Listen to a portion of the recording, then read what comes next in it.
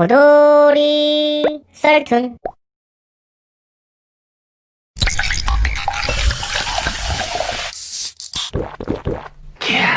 호돌이의 사이다 툰. 조금 많이 지난 이야기인데 때는 2013년 8월 저는 여느 때와 마찬가지로 11시에 기상, 씻고 밥 먹고 12시에 매장을 출근했었던 PC방에서 약 11개월 근무하던 피돌이었어요. 근데 출근을 하니 요금이 18,000원이나 나와있는 회원 손님을 카운터로 보았고 저는 매니저 누나에게 이 사람 중간 계산해야 한다며 말을 했어요. 누나가 중간 계산을 요구하니 이따가 돈이 들어온다면서 이따가 계산한다고 하더라고요. 그때부터 이 요망한 녀석이 내가 한눈을 판 사이에 도주를 할 것을 예상했죠. 예상이 아니라 확신이었어요. 그때부터 난 이 녀석 집중 마킹과 함께 이 녀석의 회원 정보를 관찰했어요. 회원 가입을 한 주민등록번호 앞자리는 93년생이었고 휴대폰 번호는 아직도 기억해요. 우리 매장 화장실이 밖에 있다는 점을 고려해 이 자식이 언제 도주할지 몰라서 이날은 카운터에서 걸리기만 해라라는 눈빛으로 혼자 진지 모드로 풀마킹을 했었어요. 중간에 이 녀석이 화장실을 가기 위해 몇 번이나 나왔었지만 따라 나가서 복도에서 담배 한 대를 피며 도주할 기회와 희망조차 주지 않았어요. 그렇게 아침 7시쯤 이 녀석의 요금은 이미 전국 모든 야간 피돌이들에게 충격을 줄 만큼이나 올라갔고 아침 7시 반이 되니 사장님께 전화가 오더라고요. 30번짜리 손님 요금이 25,000원이 넘었는데 어떻게 된 거야? 나는 절대 당황한 기색이 없이 제가 18,000원쯤에 중간 계산 요구했는데 돈이 아침에 들어온다고 핑계대면서 계속하네요. 사장님은 오전 9시 그대지만 불안해서 당장 나올 테니 저 녀석과 함께 편의점에 가서 돈을 받아오라는 말을 했어요.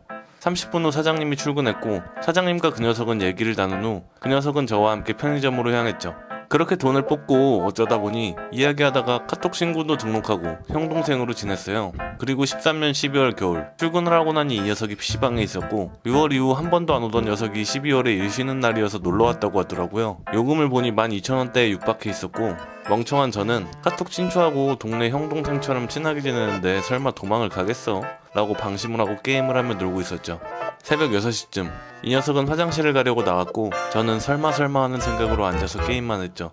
근데 이 망할 놈이 화장실을 간 후 10분이 되도록 오지를 않는 거예요.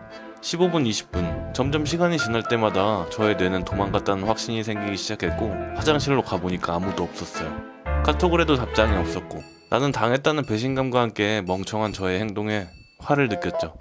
그렇게 제가 18,000원가량 돈을 낸 후 14년 1월 PC방 일을 그만둔 후 직장 생활을 시작했어요. 회사 앞 정문에서 담배 한 대를 피며 오늘은 어떻게 버티냐는 생각과 일하기 싫다는 5만 가지 잡생각을 담배 연기와 함께 날려버리기 위해 발버둥 중이었는데 그때 빠른 핸드폰 카톡 울림이 들려왔고 저는 어떤 개 잡놈이 아침부터 게임 초대냐고 생각하며 핸드폰을 들여다보는데 여자친구였어요. 본인이 일하는데 그 녀석이 와있다고 제보를 해주는 거예요.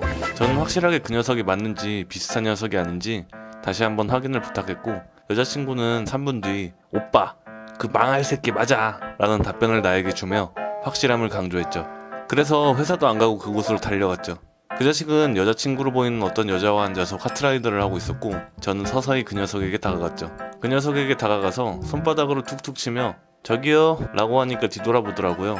악마의 웃음을 지으며 저 아시죠? 라고 하니까 화장실로 가서 대화를 하는데 여친분이 오셔서 신고한다고 해서 이 사람이 제가 일하던 PC방에서 컴퓨터 하다가 도망갔는데 저는 여기 일하던 여자친구가 제보해서 잡으러 왔는데 그때 형 동생으로 친하게 지낸다고 느꼈던 새끼가 도망갔는데 없는 형편에 이 인간이 팀 금액체가 다 물고 찾고 있었는데 만났네? 참 6월에는 제가 감시해서 바로 못 튀었고요. 그때 3만원이었나 4만원이었나 아휴 그땐 막아서 다행이다 그쵸? 이 여자의 얼굴이 점점 하얗게 변하더라고요. 서서히 아주 천천히 하얗게. 남자는 이미 멘탈 파괴 상태였고 그때서야 여자는 돈을 주라고 말을 했고 저는 돈을 받고 다시 출근했어요. 마지막으로 PC방에 먹고 튀는 놈들 집 근처 PC방에서 하다가 도망가지 마라. 언젠간 잡힌다. 지방에 거주하고 있는 20대 청년입니다. 저희 가족은 아파트 완공되자마자 입주한 케이스라 지금 거주하고 있는 아파트에서 7년째 살고 있습니다. 그러던 어느 날 위층으로 새로 이사가 왔어요. 새로 이사 온 사람들은 중년 남자, 여자, 남자의 2명입니다. 애 둘은 초등학생이었는데 아침이 되기 무섭게 일어나기만 하면 미친듯이 쳐뛰고 뭘 가지고 노는지 주기적으로 떨어뜨리는 소리, 구리는 소리, 고함을 지르고 울고 농구를 하는지 축구를 하는지 벽에다가 공 튀는 소리에 진짜 체중을 다 실어서 뛰는 소리. 처음엔 저희 가족 엄청 참았습니다. 주말에는 부모님 2분도 좀 낮잠도 주무시고 쉬어야 하는데 그 소리 때문에 잠도 못 주무시고 진짜 스트레스 엄청 받으시더라고요. 저도 학교 방학 때라 집에서 자격증 공부하는데 그 소리 때문에 미쳐 돌아버릴 지경이었습니다. 참다 안 돼서 맨 처음엔 인터폰으로 경고를 줬습니다. 뭐 알았다고는 했지만 역시 말뿐이더군요. 그리고 어느 날 밤 9시경쯤에 애들 둘이 아주 그냥 미친 개땡기 마냥 쉬지도 않고 뛰는 소리에 저희 아버지가 참다 못해 드디어 1차 전쟁을 선포하고 윗집으로 올라갔습니다. 초인종을 누르니까 여자가 문을 열더군요. 남편은 어딜 가는지 안 보였고 여자 어깨 너머로 보니 역시나 애들은 뭐가 그리 신났는지 공 굴리고 뛰고 장난감 던지고 아주 난리가 아니더군요. 저희 아버지가 직접 그 현장을 목격하시더니 표정이 완전... 아버지가 흥분하셔서 언성을 높이시고 그 울그락불그락한 표정으로 여자한테 지금 시간이 몇인데 뭐하는 짓거리냐고 하면서 그동안 참아왔던 걸 다 쏟아내셨습니다. 그 여자도 쫄아서 기어들어가는 목소리로 죄송합니다 하고 문 닫고 들어가더군요. 옆에서 보던 제가 속이 다 시원했어요. 그리고 우리 가족은 즐겁게 과일을 먹으며 TV를 보는데 갑자기 누가 초인종을 눌러서 보니 윗집 남자더라고요. 아, 미안하다고 하려고 안나 해서 열어줬습니다. 열자마자 그 남자는 죄송하다는 소리가 아닌 쌍욕을 내뱉더군요. 아마 집 마누라가 일러 바쳤나 봅니다.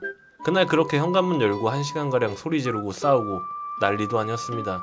앞집도 문 열고 나와서 말리고 아랫집 구경 오고 경비 아저씨들 올라오고 어쩌다가 그렇게 정리되고 끝났는데 그 다음날 역시 아침부터 엄청난 소음이 우리 가족을 반겨주더군요. 근데 소리를 잘 들어보니 그동안 들어왔던 애들 뛰고 노는 소리가 아니었습니다.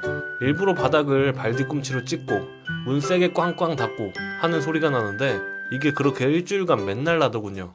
물론 애들 뛰는 소리는 그대로고요. 잘 생각해보니 윗집 남자가 그날 이후로 저희 가족 연맥이려고 아주 집까지 가세해서 소음 피해를 주더라고요. 그러고 3개월을 시달렸습니다. 그렇게 저는 계약을 하고 학교를 다녔죠. 학교 가는 시간이 그나마 소음을 피하는 시간이었습니다. 그리고 어느 날 저는 학교를 끝내고 집으로 오는 도중에 상가 건물을 지나다가 부동산 앞을 지나는데 부동산 보면 무슨 아파트 몇 층 얼마 이런 거 붙여놓잖아요. 그걸 지나다가 우연히 눈으로 힐끔 봤는데 우리 아파트 우리 라인 9층이 집을 내놓은 겁니다. 9층으로 이사가고 싶다.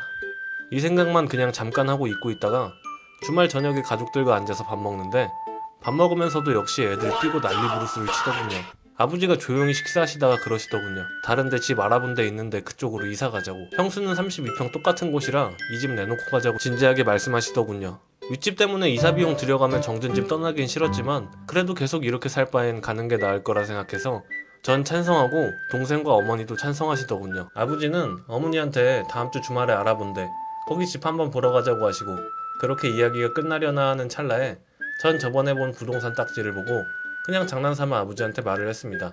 저번에 봤는데 우리 바로 위에 집 내놨다고. 거기로 가면 안 되냐고. 장난식으로 그냥 꺼내본 말이 네, 맞습니다. 일은 빠르게 진행되었습니다. 원래 우리 집 8, 9, 9층을 저희가 샀습니다. 아버지 얼굴 표정이 너네 한번 죽어봐라 이 표정. 우리 이사하는 건 봤는지 안 봤는지 모르겠는데 9층으로 집 옮길 때는 조용하더군요. 어딜 갔는지. 이사 다 끝내고 어떻게 복수를 할까라는 즐거운 생각을 가지며 잠을 청했습니다. 고민 끝에 제가 좋아하는 농구를 소화 겸 집에서 마음껏 튀기고 드리블 연습하고 신나게 그렇게 1시간가량 운동했습니다. 뭐 밑에 집 별 반응이 없더군요. 복수할 것처럼 하시더니 아버지는 그냥 아무것도 안 하시더군요. 그래서 제가 말했죠. 왜 이렇게 조용하시냐고. 아버지가 말씀하시길 짐승 잡겠다고 똑같은 짐승이 될 수는 없다며 저한테도 그냥 하지 말라더군요.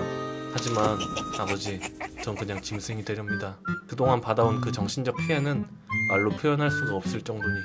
전 집에 부모님 안 계실 때를 집중 공략해서 제대로 복수를 시작했습니다. 혹시나 해서 주변에도 소음 피해가 있나 물어봤는데 자신들은 조용하기만 하다고 해서 안심하고 더 지랄 발광을 했습니다. 그래도 아랫집 상당히 잘 버티길래 강도를 높였습니다. 집에 덤벨 5kg짜리 육각형 모양으로 생긴 게 있는데 그거 바닥에 놓고 앉아서 시도 때도 없이 굴리고 댕겼습니다. 그게 효과가 좋았는지 굴린 지 5분도 안 돼서 아랫집 인터폰 호출. 덤벨 굴리는 소리 진짜 시끄러워요. 뭐 드릴로 땅 팔 때 나는 소리 있죠. 드르르르. 덤벨 효과로 너네가 드디어 반응을 보이는구나 이러면서 태연하게 받았죠. 아랫집은 윗집이 우리인지 아직 모르고 있는 상태입니다. 저한테 너무 시끄러운데 지금 그쪽네 집에서 그러냐고 막 화를 내더군요. 전 저번에 아랫집 남자가 지내면서 소리 좀 날 수 있지 왜 쪼르르 올라와서 마누라한테 횡 퍼놓고 가냐는 말이 생각나서 똑같이 아니 아저씨 살면서 소음이 좀 날 수 있죠. 그렇다고 무슨 인터폰까지 하세요. 꺼지세요. 하면서 일방적으로 끊어버렸습니다. 그리고 그날 밤 12시에 약하게 마무리로 농구공으로 100번 튀겨주고 잤습니다. 아주 꿀잠이죠. 어느 화창한 날 출근 전에 너무 일찍 일어나 버려서 할 것도 없고 해서 카페를 찾아 시내로 나갔어요. 새로 생긴 곳에 사장님이 커피 선수인지 커피 박사라고 해서 갔죠. 오픈한 지 얼마 안 돼서 그런지 손님이 얼마 없었어요. 조용해서 좋다고 생각하며 좋아하는 걸 시켜서 테라스에 앉았죠. 그런데 그 조용하던 카페가 산만해졌어요. 소리의 출처는 카운터. 들으려고 들은 게 아니라 귀는 열려있으니까 듣게 된 대사. 와, 카페 이쁘다. 사장님, 카페 처음 해보시는 거예요? 네, 커피 관련 업을 오래 하다가 카페는 처음 열어보네요. 요즘 블로그 같은 거 아시죠? 제가 파워 블로거인데요. 제 블로그에 오픈한 카페 후기 올려서 대박난 곳이 한두 군데가 아니거든요. 이어서 자기 어필을 계속하더니 오늘 사진 좀 찍어서 후기 올려도 되죠? 그럼 저희야 고맙죠. 저는 그냥 혼자 저 여자분 파워 블로거구나 했어요. 근데 그 어떤 여자분과 그 어떤 여자분 동행인지 제 테이블 쪽 근처에 앉았어요. 와서 DSLR을 들더니 이곳저곳 찍기 시작했어요. 그리고 사장님이 직접 그 여자분 테이블에 커피를 갖다 주더라고요. 서비스로 브라우니 2개까지. 사장님 고맙습니다. 근데 서비스로 브라우니 하나 받았다고 올리긴 좀 그런데. 이 발언은 좀 이상했어요. 의심이라고 해야 되나? 아무튼 좀 그랬어요. 근데 크게 신경은 안 썼죠. 뭐 드시고 싶으신 거 있으시면 말씀하세요. 저희 가게 홍보해 주신다는데 서비스쯤이야. 와, 사장님 최고. 사진 찍어서 올렸을 때 제일 잘 나오는 게 와플이랑 타르트거든요. 과일 빙수도 잘 나오고요. 의심이 심해졌지만 근데 뭐 파워블로거 힘이 대단하구나 정도로만 생각하고 말았어요. 네네, 사진 찍기 좋게 한 번에 가져올게요. 그리고 저는 제 할 일 하고 있는데 근처 테이블에서 소곤소곤대는 대화 소리가 들렸어요. 누누이 말하지만 일부러 들은 건 아니고 귀가 항상 열려 있었어요. 지금부턴 은어와 소고가 들어가지만 현장의 리얼리티를 살리기 위해 심한 단어만 순화할게요. 여기 사장 완전 호. 쩔어. 잘하면 물주로도 되겠네. 소곤대면서 킥킥대는 게 들렸어요. 뉴스에서 봤던 블로그 거지라는 게 저런 거구나. 갑자기 화나기 시작했어요. 사장님이 저렇게 잘해주는데 그걸 이용해 먹는다는 걸 참을 수가 없었죠. 바로 친구한테 전화를 걸었어요. 화나기도 했고 일부러 크게 말했죠. 여보세요? 야, 너 요즘 백수라 했지? 죽겠다.